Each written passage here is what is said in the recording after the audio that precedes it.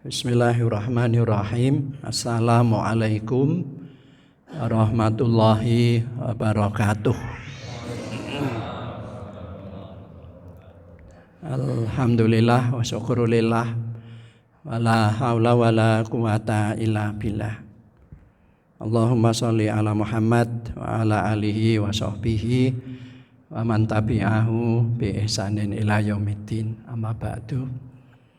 Jamaah kaum muslimin yang dimuliakan oleh Allah Subhanahu wa taala, Bapak-bapak, ibu-ibu, lumeber datang sedaya para jamaah. Alhamdulillah pada pagi ini saya bisa silaturahmi di masjid ini. Ini yang pertama kali ya saya ada masjid yang bagus banget dekat dengan rumah saya, tapi baru sekarang ini saya ingat masjid ini kayak di Ismailiyah. Ya ada bedanya ya. Kalau di sana itu semuanya dikasih karpet, nah itu tembok-temboknya ada tulisannya Arab, tapi mirip-mirip gitu di daerah Ismailiyah di kota Mesir itu. Para jamaah kaum muslimin yang dimuliakan oleh Allah, saya akan mengajak bapak-bapak, ibu-ibu, adik-adik untuk mencoba membaca ulang ayat Al-Quran yang menjadi dasar kita melaksanakan ibadah puasa. Allah berfirman, Bismillahirrahmanirrahim, Ya ayyuhalladzina amanu kutiba alaikumusiyam ama kutiba alal ladzina min qablikum la'allakum tattaqun. Hai orang-orang yang beriman, diwajibkan atas kamu sekalian melaksanakan ibadah puasa sebagaimana puasa itu juga dilaksanakan atau diperintahkan oleh orang-orang yang hidup sebelum kamu. Dengan puasa itu mudah-mudahan kamu sekalian menjadi orang-orang yang bertakwa. Jamaah yang dimuliakan oleh Allah, ayat ini difahami oleh para mufasir atau para ulama. Sebagian ada yang berpendapat bahwa ibadah puasa itu bukan menjadi tujuan utama. Yang menjadi tujuan utama kita berpuasa itu la'allakum tattaquna, yaitu terwujudnya manusia yang bertakwa kepada Allah dengan proses berpuasa di bulan Ramadan. Tapi ada juga para ulama sebagian yang berpendapat bahwa puasa itu menjadi tujuan utama. Ya, dua-duanya benar. Pak Marjoko juga setuju dua-duanya. Kalau menjadi tujuan utama puasa, ya supaya orang-orang yang kaya itu merasakan tidak makan, tidak minum sehari itu perutnya itu ya lapar, haus gitu. Hidupnya itu lungkrah gitu. Padahal orang-orang miskin itu hampir tiap hari merasakan ya sulitnya makan, sulitnya minum itu tiap hari. Nah, dengan puasa ini maka ada perasaan saling senasib sepenanggungan terhadap orang-orang yang miskin, sehingga mudah bagi orang yang kaya ini mengeluarkan sebagian dari hartanya untuk membantu orang-orang miskin. Itu salah satu di antara puasa ini menjadi tujuan. Rasulullah juga bersabda, sumu tasihu, hendaklah kamu berpuasa, maka kamu akan jadi sehat. Jadi kalau kita puasa begini sehat. Kenapa? Karena makanan-makanan yang ada di dalam perut kita itu digiling sampai habis, sehingga tidak sisa lagi makanan-makanan yang menandu itu, dan badan kita menjadi sehat. Kemarin saya ke puskesmas untuk berobat. Biasanya di puskesmas itu dari jam 7:30 udah berjubel itu. Puskesmasnya itu berjubel, banyak sekali. Kemarin itu sepi itu. Puskesmas itu enggak ada yang periksa. Dalam batin saya, apa sehat semua ya? Gitu ya. Dan ternyata betul. Di dalam bulan Ramadan itu kalau kita berpuasa, ya tidak hanya bulan Ramadan, pokoknya kebiasaan berpuasa itu membuat badan kita menjadi sehat. Sumu tasihu. Tapi saya akan mengajak para jamaah sedikit mempelajari kalau tujuan puasa itu adalah membentuk manusia bertakwa. Kita berpuasa ini menjadi satu sarana terwujudnya manusia yang bertakwa. Kenapa? Yang bertakwa menjadi tujuan utama karena derajat bertakwa itu adalah derajat yang paling tinggi di hadapan Allah Subhanahu wa taala. Ya ayuhan nasu inna khalaqnakum min dzakarin wa unsa wa ja'alnakum syu'uban wa qabaila lita'arafu. Ini ditegaskan oleh Allah, inna akramakum indallahi atqakum. Sungguh semulia-mulia kamu sekalian di hadapan Allah mana di antara kamu sekalian yang lebih baik ketakwaannya. Nah, puasa diperintahkan oleh Allah dalam rangka menuju ke sana, menjadi orang-orang yang bertakwa. Apa ciri-ciri orang yang bertakwa setelah dia menjalankan ibadah puasa? Ya, banyak definisi takwa dalam Al-Quran. Saya akan menyebutkan satu saja. U'iddat lil muttaqina alladzina yunfikuna fis sarra wad dharra wal kaziminal ghaidha wal afina 'anin nasi wallahu yuhibbul muhsinin. Walladzina idza fa'alu fahisatan aw zalamu anfusahum dzakarullaha fastaghfaru lidunubihim wa may yaghfiru dzunuba illallah wa lam yusiru ala ma fa'alu.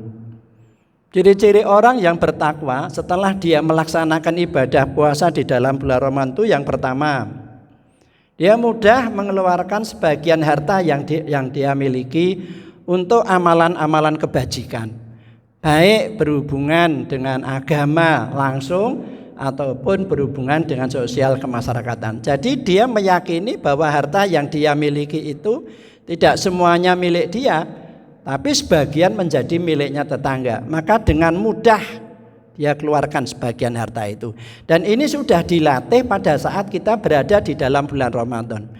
Baik mengeluarkan harta itu secara sembunyi-sembunyi atau dengan cara terang-terangan, siron wa alaniyatan. Jamaah yang dimuliakan oleh Allah, tidak semua ibadah itu harus sembunyi-sembunyi, tidak harus. Ada yang harus kelihatan. Tidak semua ibadah itu dilaksanakan sembunyi-sembunyi, orang tidak tahu. Ada ibadah-ibadah yang harus kelihatan, tapi tidak boleh pamer. Sholat berjamaah itu jangan sembunyi-sembunyi. Sholat berjamaah itu biar kelihatan orang. Oh, ditanya, tadi subuhnya di mana gitu? Ya subuh. Di mana? Ya pokoknya subuh. Ya enggak usah dilihat subuhnya di mana. Ya berarti enggak subuh kalau sholat kok enggak dilihat. Jadi sholat subuh berjamaah itu dilihat orang. Sholat Jumat juga dilihat orang. Sholat Jumatnya di mana? Ya enggak enak kalau dilihat orang, sendiri aja. Sholat Jumat kok sendiri. Ibadah haji itu dilihat orang. Ya dilihat orang. Ya kalau enggak dilihat orang, hajinya kemana terusan? Enggak bisa itu ya. Berkorban itu dilihat orang, berkorban. Jadi jangan sampai ada dugaan sombong. Ini sapi bobotnya sekian miliknya Pak Jokowi. Belum, sombong. Ya enggak begitu. Kalau sapinya enggak kelihatan nanti nyembelih apa? Sapinya di mana? Enggak kelihatan. Nanti kalau kelihatan dibilangnya sombong. Nah, sapi apa yang enggak kelihatan ya? Ya enggak bisa. Zakat itu kelihatan. Membayar zakat, membawa beras ke masjid itu kelihatan. Nanti kalau tidak kelihatan mau dibayar kemana? Itu jadi ya ada juga yang kalau kelihatan malah tidak dapat pahala. Umpamanya memasukkan sedekah, infak. Ya, kalau ada pengajian itu kan ada infak. Itu dimasukkan itu tidak usah uangnya digini-giniin dulu. Mangai dulu, iki lho, tidak usah ya. No, itu cukup saja disembunyikan belum. Kalau kita tilik tetangga kita sakit, kemudian kita akan memberi bantuan 10.000, ya enggak usah diumum-umumkan. Aku mau pulang loh, lihat dulu, enggak usah begitu. Ya langsung dimasukkan gitu sampai orang enggak tahu. Ya tetapi tidak semua ibadah itu kemudian disembunyi-sembunyikan begitu. Nanti ya ada yang harus kelihatan, ada yang tidak. Jamaah kaum muslimin, mengeluarkan sebagian harta yang menjadi ciri orang yang bertakwa itu sudah diajarkan oleh Islam melalui ibadah puasa di dalam bulan Ramadan. Di dalam bulan Ramadan ini ada yang menjadi amalan yang luar biasa, namanya memberi takjil. Memberi takjil itu memberi jaburan, memberi makan kepada orang yang berpuasa. Ini di dalam bahasa hadis namanya mut'aimul ji'an. Mut'aimul ji'an ini itu menjadi amalan unggulan setelah membaca Al-Quran. Dan surga itu menantikan betul hadirnya ini tipe manusia yang namanya mut'aimul ji'an itu. Bapak Ibu yang saya hormati, adik-adik. Di Mesir semua masjid itu ada spanduk ukurannya besar, 2 meter, 4 meter gitu. Itu dipasang di masjid, ditulisi Maidatur Rahman. Kalau bahasa Indonesianya mungkin di sini menyiapkan takjil, itu semua masjid tulisi. Jadi di sana itu yang ditonjol-tonjolkan itu adalah Maidatur Rahman. Di sini ada takjil, di sini ya, tapi tidak ada bahasa Indonesia begitu ya. Tapi cukup dengan Maidatur Rahman besar tulisannya. Mengapa? Karena di sini ada jaburan, sini ada takjil, ini menjadi amalan unggulan yang dalam bahasa hadis tadi mut'imul ji'an. Tapi kalau di Jogja ini yang digedek-gedek itu bukan takjilnya, penceramahnya itu ya. Jadwal penceramah itu gedek-gedek di mana-mana itu. Padahal itu sebenarnya tidak menjadi unggulan. Yang menjadi unggulan itu membaca Al-Quran, kemudian memberi takjil itu. Jamaah yang dimuliakan oleh Allah, tapi ya tidak apa-apa ya. Ya udah kadung begitu sejak dulu. Jadi yang pertama yang menjadi ciri orang yang bertakwa setelah menjalankan ibadah puasa itu adalah mengeluarkan sebagian hartanya dengan mudah. Yang kedua adalah wal kaziminal ghaidha. Dapat menahan emosi marah kalau ada orang membuat marah. Walaupun dia bisa membalas marah itu, tapi dia tidak mau, ditahan itu. Ada yang membuat kita marah, menyakiti kita tidak balas. Kalau kita balas ya sama aja ya. Kita tahan emosi kita, wal kaziminal ghaidha, amarahnya ditahan, mulut dikunci. Itu ciri yang kedua, orang yang bertakwa yang menjalankan ibadah puasa. Ada seorang khalifah namanya Harun ar-Rasyid. Dia bawa baju jubah, itu jubah ya, baju jubah itu beda-beda ya. Kalau yang dipakai Pak D. Salman itu ya harganya mungkin 1 miliar kira-kira. Tapi yang kalau dipakai kita itu ya 70.000, 60.000 gitu. Nah ini Harun ar-Rasyid ini menggunakan jubah, malam-malam bilang sama pembantunya, "Dek, tolong Dek, saya dicurke banyu mau wudu." Dulu itu tidak ada keran, keran itu baru-baru saja. Zaman saya kecil itu tidak pernah ada keran. Adanya itu ya gentong itu. Gentong itu disuri banyu dan gentong itu tidak pernah dikuras sampai bentet. Di dalamnya itu ya ada bekecotnya, ada lumutnya. Yang kita wudhu itu kemu-kemu itu biasa aja. Padahal di dalamnya itu bekecotnya banyak, ya sehat-sehat saja. Nah ini khalifah ini minta dicuri ember untuk wudhu. Tetapi ternyata ngecur ke ember ini ketinggian, keduburan, sehingga tidak kena tangannya khalifah tapi kena kepalanya, sehingga bajunya yang mahal itu basah. Khalifah kemudian masuk ke istana dan ganti baju. Padahal pembantu yang ngecuri ini udah jembelit, habis saya ini mesti dipotong di tangan saya. Tapi ternyata enggak kok. Itu ternyata Harun ar-Rasyid itu tidak marah apa-apa. Kenapa? Wal kaziminal ghaidha. Dia tutup mulut, tahan emosi. Karena apa? Karena khalifah paham persis bahwa ciri-ciri orang yang bertakwa yang nomor 2 adalah jika ada orang yang berbuat salah, tahan emosi. Yang ketiga adalah wal afina anin nasi, memberi maaf kepada orang yang berbuat salah, baik dia itu minta maaf atau tidak minta maaf. Bahkan kejelekan yang dilakukan orang lain itu dibalas dengan kebaikan. Jadi kalau kejelekan dibalas dengan kejelekan itu umum itu ya. Tapi ini tidak. Ini berbuat jelek dimaafkan, tidak dimarahi, kemudian dibalas dengan kebaikan. Wal afina anin nasi wallahu yuhibbul muhsinin. Pada zaman Rasulullah Shallallahu Alaihi Wasallam ini ada pengemisnya, kurus dan agak tua. Pada masa Rasul itu di Mekah itu sebagian besar orang-orang menyembah patung. Nah ini Rasulullah mengajak untuk menyembah Allah Subhanahu Wa Taala.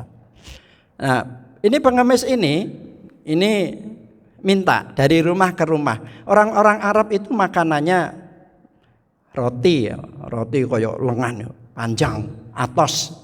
Ya untuk mereka senang. Kalau kita ya ndak makan itu. Tapi kita makannya ya nasi. Ya jadi walaupun di negara Arab ya kita belinya nasi, makannya ya roti. Orang Arab itu tidak makan kepala sama sewiwi karena kepala sewiwi ceker itu makanan untuk kucing. Ya, Indonesia kalau di sana ya makanannya sewiwi sama kepala itu. Karena harganya murah itu ya. 1 kilo itu dibungkus plastik 10 kilo itu masuk di dalam kulkas itu. Itu harganya murah sekali, hanya 2.000 3.000 dapat 10 kilo kepala itu. Tapi ya itu untuk kucing ya, tapi untuk orang Indonesia saya lebih suka itu daripada yang badan-badannya mahal itu. Jamaah kaum muslimin, pada zaman Rasulullah ada seorang yang minta itu, dikasih roti. Habis dikasih roti ini pengemis ini bilang, "Mas, tak wanti-wanti aja melu agamane Muhammad ya. Agamanya Muhammad itu beda dengan agama nenek moyang kita." Lalu dia pulang, besok dia minta lagi ke sebelahnya. Kasih roti lagi, makanan pokoknya roti. Nanti kalau sudah dikasih roti dia bilang, "Mas, tak wanti-wanti ya Mas, aja melu agamane Muhammad. Beda dengan agama kita. Agama kita kan nyembah patung." Ya. Terus begitu sampai ada sahabat cerita datang Kanjeng Nabi, "Ya Rasulullah, ini ada pengemis ini minta-minta dari rumah ke rumah. Kalau sudah diberi pesannya begini, jangan ikuti agama Muhammad ya, itu beda dengan agama nenek moyang kita." Itu Rasulullah tidak komen apa-apa kok, diam aja. Karena apa? Wal kaziminal ghaidha. Pada hari-hari selanjutnya pengemis ini berada di samping rumah Rasulullah. Nah, begitu dikasih roti ini, pengemis ini, "Mas, tak wanti-wanti jangan ikut agama Nabi Muhammad ya. Beda loh itu dengan agama nenek moyang kita."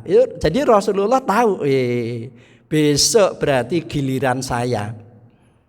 Ada tamu pengemis ini. Oleh Rasulullah malamnya dipanggil Siti Aisyah. Ya Rasulullah kalau memanggil istrinya ya bukan sah, Rene sah, ya enggak begitu, itu sih kita. Ya mungkin sayang atau apa, sayang ini sayang begitu, atau ya Humairah atau karapannya lah, si cantik sini si cantik gitu ya. Enggak. Kalau kita kan ini mi ya enggak. Dek, tolong besok bikinkan bubur dek. Oh ini bubur beda ini, tolong bikinkan bubur dek ya. Ya jangan hanya bubur dok, kasihlah krecek begitu sama telur separuh. Ini pengemis ini datang, oleh Rasulullah tidak diberi roti, kasih bubur. Bisa dibayangkan loh Bapak Ibu ya. Pak Marjoko ini dulu dari Mekah ke Madinah, 1 malam itu yang dicari pertama kali bubur. Waktu itu cari bubur, jam 3 malam itu keliling ke Madinah cari bubur. Oh enak banget buburnya di sana, beda dengan bubur di sini. Iya. Ini ketika pengemis datang ini oleh Rasulullah disuguh bubur, ada kreceknya sama telur separuh. Itu dibayangkan biasanya roti atos telap. "Mas, tak wanti-wanti ya Mas, jangan ikut agamanya Muhammad, itu beda dengan nenek moyang kita." Ya Mas, Rasulullah diam aja. Tidak tahu kalau yang diberitahu Rasulullah. Dia pulang. Malam yang kedua Siti Aisyah dipanggil lagi oleh Rasulullah. "Dek, tolong bikinkan bubur lagi dek, tapi jangan krecek dek, gudeg.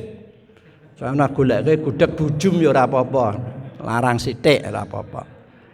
Karo sewiwi ya kena, sirah ya kena."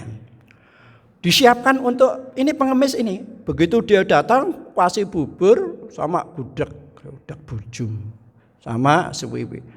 Ya makannya lebih telap-telap, biasanya pindah tempat ini, besok ini enggak pindah, kembali lagi ke rumah itu. Oleh maam ya tambah dokoh itu ya. Habis Mas, tak wanti-wanti ya Mas, besok jangan ikut agamanya Muhammad. Itu beda dengan agama nenek moyang kita. Rasulullah diam aja, dia pulang. Malamnya dipanggil lagi Siti Aisyah, Dek, tolong besok bikinkan bubur lagi, Dek. Bikin yang lebih gurih lagi, Dek. Ya jangan gudeg bujum lah, gudeg wijilan, golek kono, Dek. Sama tepong atau apa gitu yang lebih nyus. Ini pengemis datang untuk yang ketiga kalinya disuguh itu. Telap-telap. Ya, senang, jangankan pengemis, kita aja kalau itu ya mau ya tahu. Mas, tak wanti-wanti jangan ikut agamanya Muhammad ya Mas ya, tak wanti-wanti. Dia pulang. Malamnya Rasulullah tidak memanggil Siti Aisyah, tapi yang dipanggil Abu Bakar As-Siddiq. Pak Abu Bakar dalam Kanjeng Nabi, tolong Pak besok rumah ini dijaga. Siap. Insya Allah Rasul. Nah Rasulullah pagi-pagi sudah pergi. Yang di rumah Siti Abu Bakar, Siti Aisyah juga tidak didhawuhi Rasulullah untuk masak bubur. Jadi tidak masak. Datanglah pengemis hari keempat. Oleh Abu Bakar diberi roti, tidak bubur. Bengok-bengok pengemisnya. Bubur, moh roti, bubur. Itu jerit-jerit begitu itu ya. Terus Abu Bakar itu ya, Mas, orang ngomong wae ngono to Mas, meneng sik Mas. Tak kasih tahu ya. Yang membuatkan bubur 3 hari itu yang bernama Muhammad Rasulullah Sallallahu Alaihi Wasallam. Ini pengemis ini kaget. Orang sudah dielek-elek, diem memberi maaf, malah berbuat lebih baik dari yang dia lakukan. Nangis ini di rumah situ itu ya. Itu pengemis tadi itu nangis. Bukan karena dari bubur menjadi roti, bukan. Tapi kagum karena akhlaknya Rasulullah. Sudah disakiti hatinya, tidak marah, ini malah memberi maaf. Tidak hanya itu, ini membalas kejelekan dengan kebaikan. Wallahu yuhibbul muhsinin. Allah suka pada orang seperti ini. Wallahu yuhibbul muhsinin. Kalau jelek dibalas jelek itu ya sah-sah saja ya. Tapi ya enggak usah puasa kalau begitu. Ini jelek dibalas dengan kebaikan. Yang nomor 4, jamaah kaum muslimin, ciri orang yang bertakwa setelah menjalankan ibadah puasa adalah wa idza fa'alu fahisatan aw zalamu anfusahum dzakarullaha fastaghfaru li dzunubihim. Apabila kita melakukan kejelekan, itu segera ingat kepada Allah, tidak diterus-teruske kejelekannya itu. Enggak. Begitu melakukan kejelekan, langsung ingat pada Allah, istighfar. Asyhadu alla ilaha illallah, astagfirullah. Para jamaah kaum muslimin, kejelekan yang kita lakukan kemudian kita ingat pada Allah, kemudian beristighfar, maka kejelekan itu dimaafkan oleh Allah Subhanahu wa taala. Jadi tidak ada dosa besar kalau kita mau istighfar. Dosa kecil hilang dengan istighfar. Tapi kalau dosa kecil dibiarkan saja, kita tidak mau istighfar, ya yang kecil lama-lama menjadi banyak. Kalau menjadi besar jadi sulit nanti. 4 inilah para jamaah kaum muslimin yang menjadi ciri orang yang bertakwa setelah dia melaksanakan ibadah puasa. Yang pertama adalah yunfiku nafisara wa dharra. Mudah mengeluarkan harta, baik secara terus terang ataupun sembunyi-sembunyi, pada jalan kebaikan. Baik itu berhubungan dengan agama kita langsung ataupun sosial kemasyarakatan. Yang kedua, apabila ada orang berbuat tidak baik pada kita, kita dapat menahan emosi, tahan emosi, jangan marah. Yang ketiga yaitu mudah memberi maaf pada orang yang salah, baik dia itu minta maaf atau tidak minta maaf.